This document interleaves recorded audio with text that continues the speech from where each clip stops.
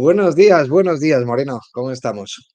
Muy buenos días, Balboa. Pues aquí estamos, una semana más, una semana apasionante. La, la semana que viene completita, viene calentita. 100 maneras de hundir la empresa, siempre pegado a la actualidad, siempre pegado a la última noticia y trayéndolas calentitas a la mesa de desayuno de todos nuestros oyentes. Hoy vamos con Odilo, la que prometía ser uno de los próximos unicornios españoles, una EdTech, una plataforma de prestación de contenidos formativos a disposición de usuarios, pero que trabajaban con universidades, con escuelas, con empresas, facilitando el acceso a la formación y a la información de muchísima gente a nivel internacional, con sedes en muchísimos países, cuya última ronda de inversión los valoró en más de 250 millones de euros y que ha saltado a las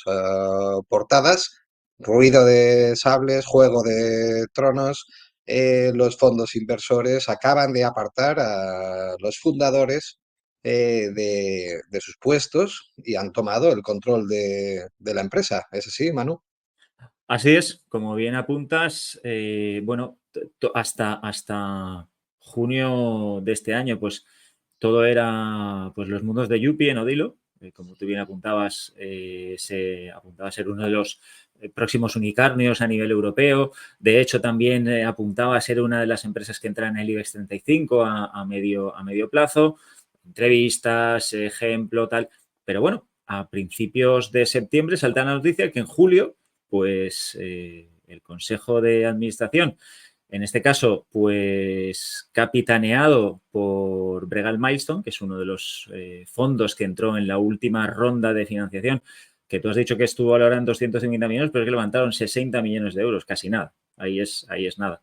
Pues bueno, pues apunta a que básicamente se han falseado las cuentas, se han contabilizado contratos ficticios, deudas con Hacienda, deudas con la Seguridad Social, con lo cual estamos en el inicio de un caso totalmente apasionante. Lo podemos resumir en que se están dando hostias como panes, guerra civil, no sabemos si descomposición y muerte y fallecimiento de la empresa, pero desde luego la situación está calentita. Inversores contra fundadores, denuncias en fiscalía, denuncias en canal interno de compliance, ex trabajadores denunciando o dando contenido a esas denuncias que se han presentado ante la fiscalía. La verdad que el tema se presenta movidito, es uno de los escándalos pues, más relevantes de la actualidad en el mundo startup y desde luego además está dividiendo la opinión pública, pues oye, los unos a favor de los fundadores, los otros a favor de los fondos de inversión. Para eso estamos aquí, para intentar arrojar un poco de luz sobre lo que está sucediendo, pero como siempre y como nos gusta, creemos que la forma de llegar al fondo del asunto es coger un poco de perspectiva. Vamos a remontarnos un poco para explicar cómo nació Odilo y de qué manera pues, dio esos pasos para llegar a convertirse en un player, como hemos dicho, internacional y de los más relevantes a nivel mundial dentro de su categoría. ¿Qué nos Así puedes es. contar? Pues por hacer una breve introducción, Odilo nace en 2011 en Cartagena. La fundan Rodrigo Rodríguez y su hermano, los hermanos Rodríguez. Rodrigo A, tiene experiencia. a Rodrigo podríamos llamarle Rorro. Rorro, sí, porque Rorro y Rodrigo su Rodríguez, hermano. Rorro, sí. Ok. Pues Rorro y su hermano pues montan una plataforma. Rorro venía de trabajar en Telefónica en la parte de cloud computing, entonces había visto pues el potencial de todo lo que es los contenidos en la nube. En esos Cuando años pues es dice cuando... Telefónica, no es Telefónica, quiero decir, en la industria telefónica, para que la gente no piense que estaba ahí eh, en nuestra amado buque insignia viejuno. Telefónica, creo que Estuvo, él estaba estuvo. en British, era ingeniero en British Telecom, creo, ¿no? Sí, también estuvo un poco en Telefónica, pero bueno, da igual. El Ah, tema sí. es que estuvo relacionado con el mundo del cloud computing. En esos años es cuando empieza a eclosionar, empieza a ponerse de moda el tema de los ebooks, entonces él se da cuenta de que a nivel de bibliotecas, de administraciones públicas, pues toda esa digitalización de contenido puede ser pues, una oportunidad. Lo lanzan ellos dos, bueno, al final entra toda la familia, que es los que están al mando, estaban al mando, y poco a Los poco, Rodríguez. sí, la familia Rodríguez, Rorro y el resto de familia. Lo que Mm. hacen evidente es que van creciendo, van consiguiendo rondas de financiación, pero bueno, estamos hablando de una empresa que tiene ya 13 años. Primero consiguió una ronda de 1 millón de euros, luego una de 3, luego una de 10 y la más famosa es la del año 2022 de 60 millones de euros, en la que entra en el CDT, en donde entra SwanLab y que está liderada por Bergal Milestone. Bergal Milestone no es un fondo de Venture Capital, es un fondo de Private Equity. Hay que diferenciar bastante lo que es el Venture Capital, que bueno, que tiene unos plazos diferentes a lo que es el Private Equity y su forma de funcionar es completamente diferente.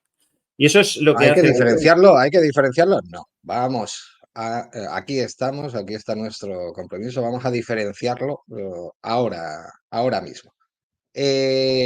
¿Cuáles podrían ser un poco las diferencias? Pues bueno, evidentemente ambos dos son instrumentos de inversión que puede ser inversión en tecnología, como puede ser inversión en cualquier otro tipo de activos, y que es verdad que los VCs generalmente, pues bueno, se vinculan más con la inversión en tecnología. En cualquier caso, estamos hablando de siempre de inversión privada en empresas privadas, con empresas privadas, lo que queremos decir, son empresas que no están cotizadas, en resumidas cuentas, que se entra como accionista en empresas sin comprar sus participaciones en el mercado público, pero como tú dices, pues tienen una diferencia de foco de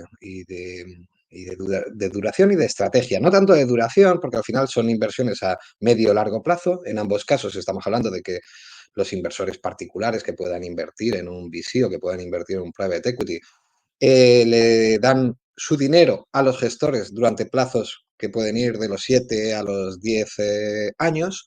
Es decir, que hasta que pasan los 10 años, pues no se rinden cuentas definitivas sobre cuáles han sido las inversiones y cuáles han sido las rentabilidades para los inversores. Pues oye, hemos comprado estas empresas, hemos invertido en tales y tales otras y nos ha dado tales múltiplos. Los dos, hasta ahí, funcionan más o menos igual y funcionan más o menos igual en duración. ¿Qué es lo que es diferente? Pues las estrategias. Los VCs, como tú apuntabas antes, pues generalmente no buscan posiciones de control.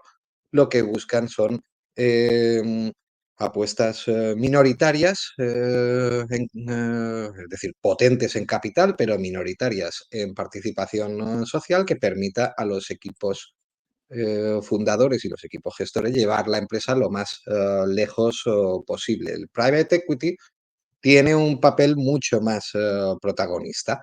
Y precisamente porque tiene un papel más protagonista, es decir, que quiere intervenir mucho más en la gestión y jugar un papel en cómo se escala esa empresa, jugar un papel más protagonista, pues lo que hace es buscar posiciones mucho más amplias. Entonces, llevado a un ejemplo sencillo, un VC suele realizar inversiones en las startups o en las empresas tecnológicas por porcentajes entre el 5 y el 10%.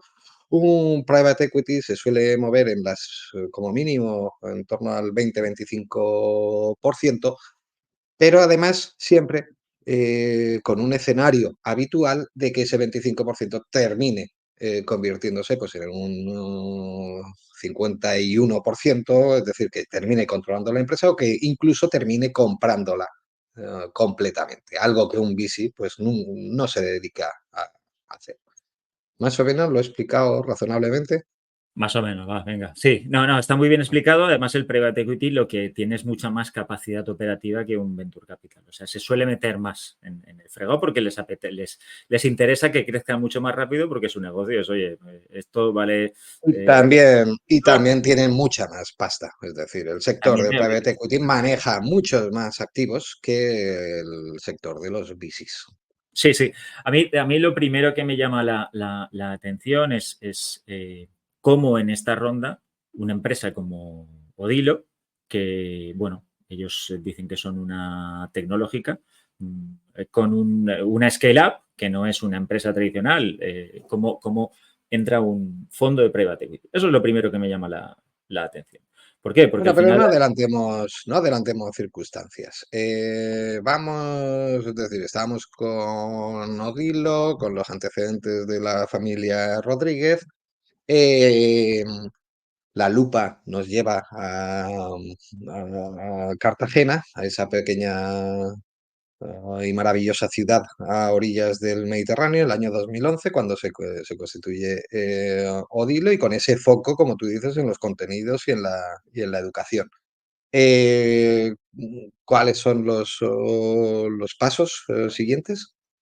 Bueno, ellos al final aprovechan que a nivel público, administraciones, bibliotecas públicas, pues tienen que empezar a digitalizar sus contenidos y eso es lo que ellos van ofreciendo.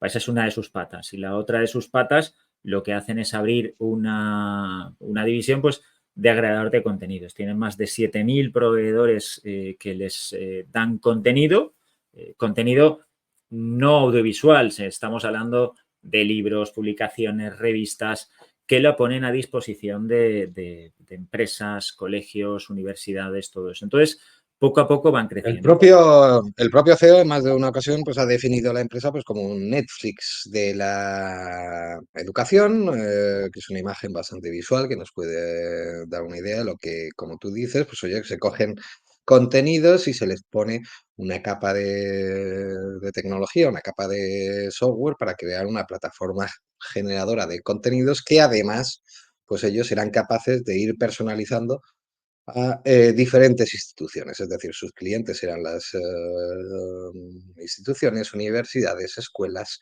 gobiernos, empresas, aunque los usuarios, evidentemente, pues eran los que determinaban esas instituciones. Podían ser estudiantes, podían ser trabajadores de la empresa en procesos formativos, estudiantes universitarios, público general, etcétera, etcétera. Y con esa estrategia, pues relativamente exitosa, pues oye, desde el 2011, además durante bastantes años haciendo bootstrapping en resumidas cuentas, creciendo con recursos propios como si fueran una pyme, y antes de lanzarse a las rondas de inversión, pues iniciaron un camino que les ha llevado a tener más de 170 millones de usuarios en más de 50 países, varias delegaciones en prácticamente todos los continentes y según las últimas cifras, pues casi 300 trabajadores y no solamente eso, sino además, como digo, contaban con el entusiasmo generalizado de la opinión pública de considerarlo, pues bueno, uno de los próximos unicornios o también dicho, pues una de las próximas empresas que pudieran estar valoradas en más de 1.000 millones de euros o de dólares. No se han quedado lejos, se han quedado en 250. Aquí vienen ya las dudas de qué hará esa cifra o esa cantidad, si Complicado. menguar o si crecer. Es complicado porque todo eso tiene que estar sustentado por cifras, ¿no? Por cifras de facturación, por cifras de beneficio y, bueno, las cifras de facturación, al menos las últimas que se han sido publicadas, que son las del año 2022, pues está bastante lejos. Bien, es cierto que ellos, como tú bien apuntabas, nacen como una pyme con el bootstrapping. 2014 es cuando consiguen su primera ronda de financiación, pero bueno, lo que han conseguido es, en el momento en el que levantan esta ronda que hablamos de 60 millones, es porque ya son una scale-up. ¿Una scale-up qué es? Pues es una empresa que durante 3 años seguidos ha incrementado un 20% o su facturación o sobre todo su facturación o sus empleados. Lo de los empleados, eso viene después. Ya cuando consigues el dinero, entonces ya empiezas a incrementar el número, el tanto por ciento de empleados. Pero bueno, realmente, como tú bien apuntabas, venden en los 5 continentes, tienen acuerdos con el gobierno de Australia, con estados de Estados Unidos. Ellos empezaron siendo muy fuertes en España y Latinoamérica, han hecho muy bien todo ese recorrido de crecimiento, han firmado acuerdos con el principal proveedor de telefonía en África, o sea, que están muy bien posicionados y evidentemente pues todo eso les ha hecho que estuvieran en el radar. Y lo que comentaba al principio, o sea, durante todo este tiempo tú lees noticias de Odilo y todo es, bueno, los mundos de Yupi. Pero claro, llegamos al año 2022 cuando se consigue cerrar una de las mayores rondas de financiación del ecosistema español de todos los tiempos, que fueron 60 millones, pues lo que comentábamos, liderada por Bregal Milestone y el CEDETI, y donde acudió también SwanLab y otros fondos. Y aquí es donde un poco cambia todo, porque ya no es un juego de niños. Esto ya es Ya Champions League. te has hecho mayor. Te has hecho mayor y quieres que entre un private equity. Porque, ojo, vamos a insistir mucho en este asunto porque porque yo creo que tiene un papel muy relevante en todo lo que ha sucedido después. Es decir, porque se dice los fondos. Pues bueno, dentro de los fondos también hay diferentes tipos de fondos. Y con esto no estoy hablando de los buenos, los malos o los regulares o los que son mejor persona o más friendly. No, estoy hablando, como hemos dicho antes, de diferentes estrategias. Pero en resumidas cuentas, en esa ronda 2022, pues bueno, entra un fondo de private equity suficientemente conocido y con una suficiente trayectoria como para saber a qué se dedicaba.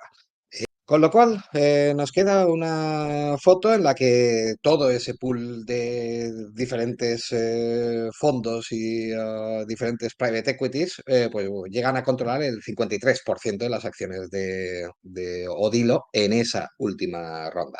No hay que ser muy listo para saber, pues precisamente, pues eso, que el 53% da el control de la mayoría de la empresa. Pero bueno, sinceramente, pues bueno, controlando todavía un 47%, una ronda de 60 millones y de valoración 250, pues bueno, la familia Rodríguez pues podía entender que seguía teniendo un control suficiente de la empresa. En cualquier caso, a partir de ahí y de forma prácticamente inmediata a la entrada de, sobre todo del private equity, de Bregal Milestone, pues oye, empiezan los desencuentros. Tiranteces, discrepancias en las estrategias, presiones de unas partes a otras, todos ellos, pues bueno, hechos que han saltado a la luz de forma reciente, porque aquí todo se destapa pues este 16 de agosto, cuando se publica, como comentábamos antes, en el registro mercantil, que la mayor parte de los directivos, incluyendo a toda la familia Rodríguez y sus allegados, pues son apartados de la gestión. Cuando la noticia salta a la prensa, pues salta a la prensa también que las razones para ser apartados, todavía no cesados, sino sencillamente apartados, pues son, como hemos comentado antes, acusaciones eh, de la inmensa mayoría de los fondos. Todavía no está claro quiénes son los que respaldan efectivamente esa acusación, por lo menos, desde luego, parece que Bregal Milestone, el fondo de private equity, es el que lleva el protagonismo, pero bueno, acusaciones de manipular las cuentas de la compañía, presentar contratos ficticios y contabilizar ingresos de contratos que no están firmados. Y todo eso añadido a, como comentábamos antes, denuncias internas de personal dentro del canal de compliance o del canal de denuncias de la compañía. Brevemente diremos que el canal de denuncias internas, pues bueno, es obligatorio desde hace unos cuantos años, sobre todo en empresas de un determinado tamaño, y básicamente de lo que se trata es de que todas las empresas tienen que garantizar que existan canales completamente anónimos y seguros para realizar denuncias de cualquier hecho delictivo que se esté cometiendo. En resumidas cuentas, pues oye, alguien que trabaje en el departamento contable y que se da cuenta que algún compañero, algún responsable está pues sustrayendo dinero, pues que pueda acudir al canal interno de forma completamente anónima para que alguien, además, con absoluta independencia de la empresa, pueda tomar una decisión con respecto a esa denuncia. Con lo cual aquí, como digo, pues oye, se juntan esas denuncias internas, se juntan las acusaciones de los propios fondos. ¿Y qué es lo que hace el Consejo de Administración después de o simultáneamente a destituir a la familia Rodríguez? Pues mandar todo el paquetito a la Fiscalía para que investigue lo que está sucediendo. Mientras, volvemos a decir, eh, Rorro y el resto de ejecutivos que hasta ese momento estaban al frente de la compañía, pues están apartados de sus funciones y Odilo, hoy por hoy, lo están gestionando el Consejo de Administración, controlado, como decimos, por esos fondos. Así es, así es. Han puesto al frente a una persona de Active Venture Partners, que es un poco quien está liderando las operaciones hoy en día. Sí que es cierto que desde hoy os he dicho que, bueno, que no cambia absolutamente nada. Pero bueno, aquí lo interesante es, al final siempre hay dos partes, ¿no? Siempre está la parte contratante de la primera parte, o sea, quien acusa y el que es acusado. Por parte de lo que son los fondos, lo único que hay es, bueno, las informaciones que hemos podido leer e investigar. Por parte de lo que es Odilo, pues bueno, sí que es cierto que ellos se defienden diciendo que las acusaciones que vierten han sido falsas, que el proceso de compliance se ha demostrado que era falso todo lo que se había vertido, todo lo que se había comentado. Y luego cosas que me llaman la atención como que saben quién es la persona que ha puesto la denuncia, cosa que en un canal de compliance coincidirás conmigo que no se puede saber. Las denuncias son anónimas. Sobre todo si el responsable del canal de compliance cumple con sus obligaciones y con su trabajo. Es sintomático, precisamente, que no solamente Rodríguez haya sido cesado, sino que también junto a otros ejecutivos, muy curiosamente, también ha sido cesada la responsable o ex responsable del canal de denuncias internas. Han sido Con lo cesados cual, de empleo, no de sueldo. El sueldo lo siguen cobrando. efectivamente.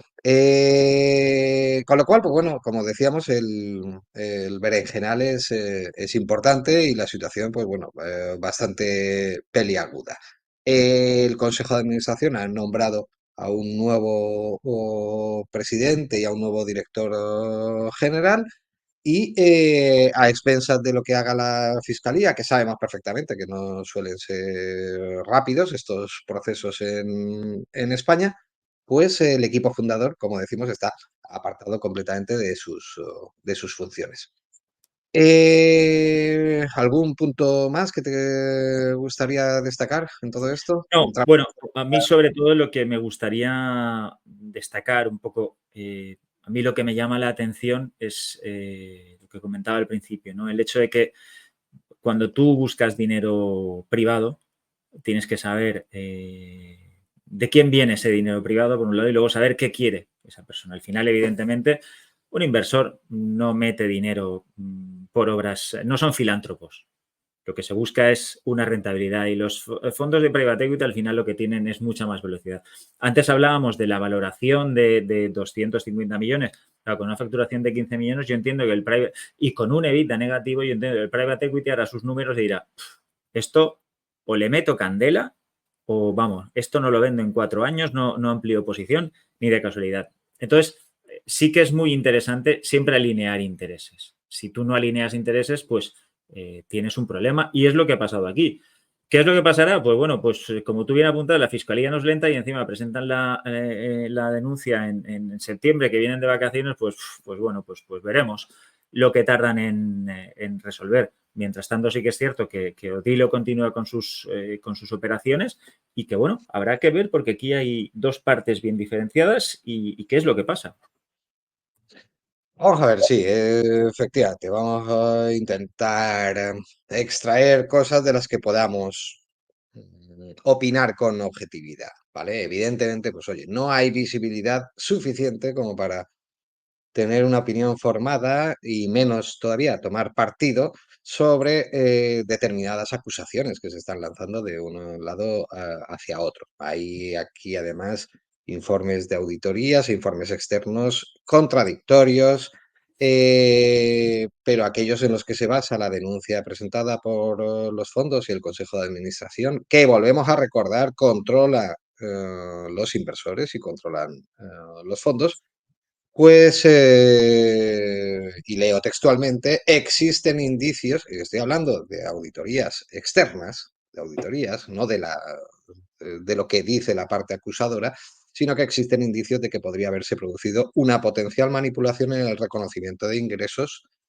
creación de contratos ficticios, encubrimiento de irregularidades por parte de la dirección de Odilo, junto con también acusaciones al entonces CEO de obstrucción y de escasa colaboración en los procesos de investigación. Estamos hablando externos contratados antes de haberse metido en todo este jaleo de ceses y de denuncias.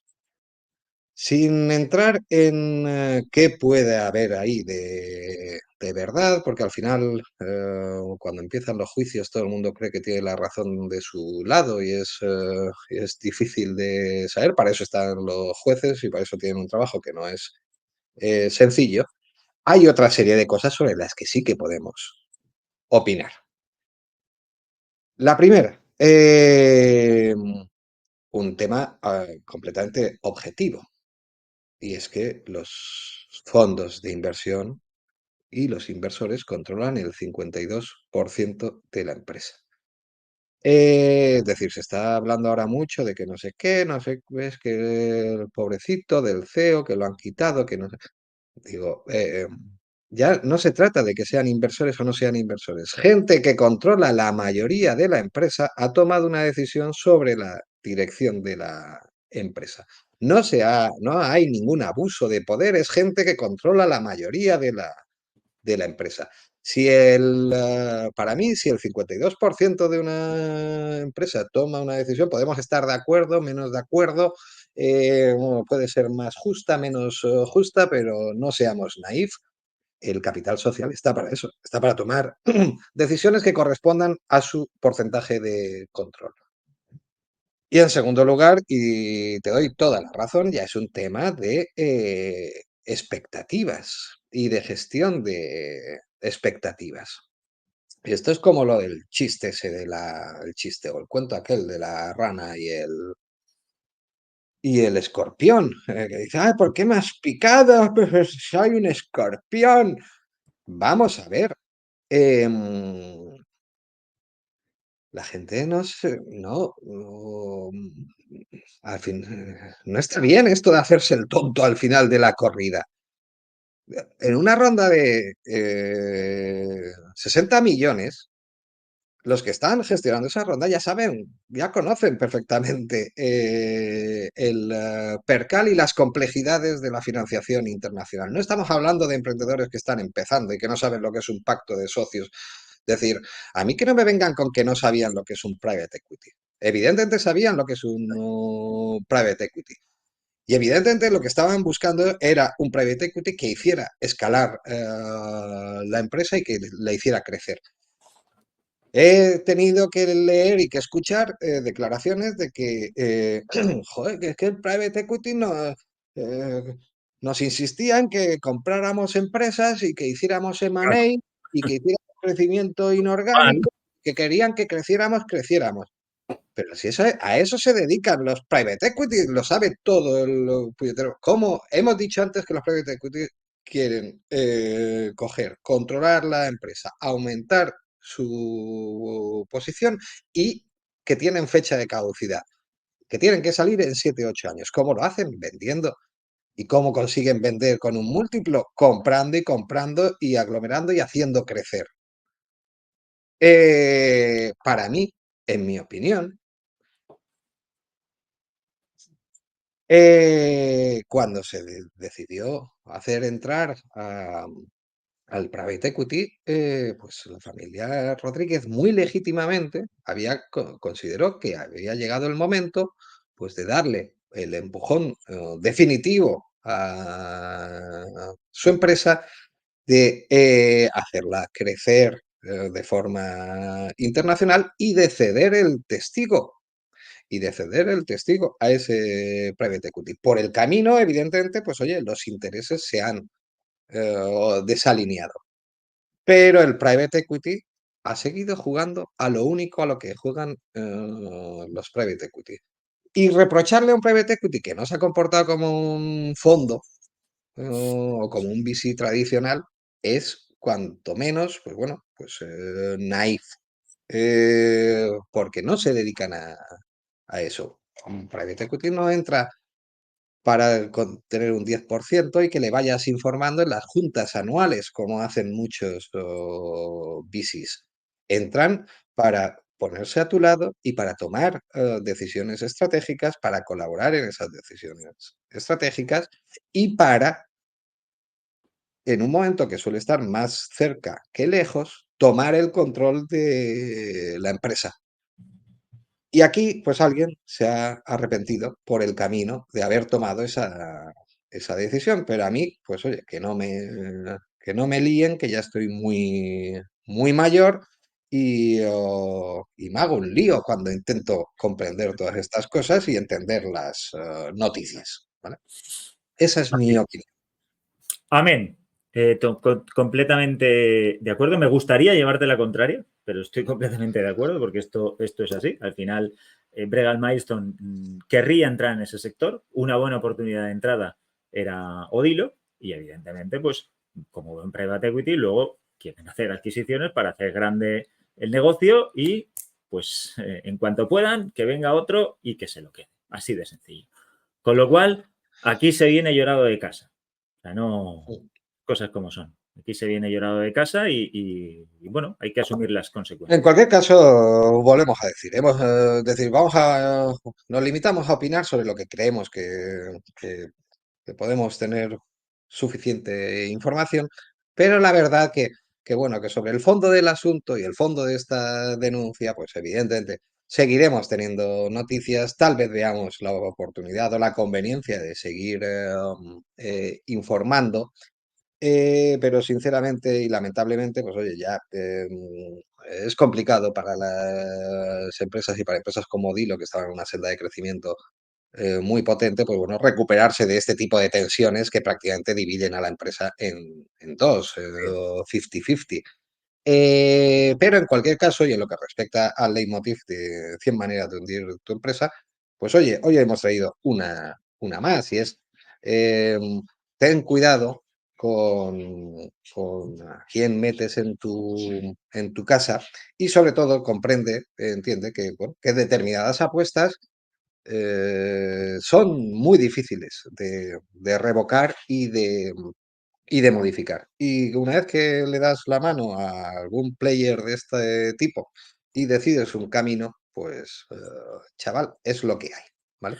Así de claro. Ya, como resumen, el refranero español, que es muy rico, tiene un dicho que dice, de fuera vendrán que de casa te echarán. Pues bueno, pues un poco es un en resumen, ¿no? Pero bueno, yo creo que, como bien apuntabas, seguiremos viendo qué es lo que pasa y oye, si tenemos que ampliar información, ampliaremos.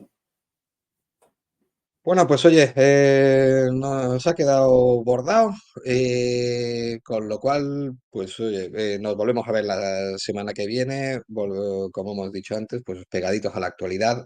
Por favor, ya que estáis aquí, pues oye, no os vayáis sin darle al dedito, es un movimiento mínimo, se implica poco desgaste. Darle al me gusta, darle al te quiero, darle al like, darle al retweet y de esa manera, pues oye, nos manifestáis vuestro apoyo y nosotros seguimos encantados picando piedra para vosotros la semana que viene con otro capítulo más de 100 maneras de hundir tu empresa. Muy bien. Feliz semana.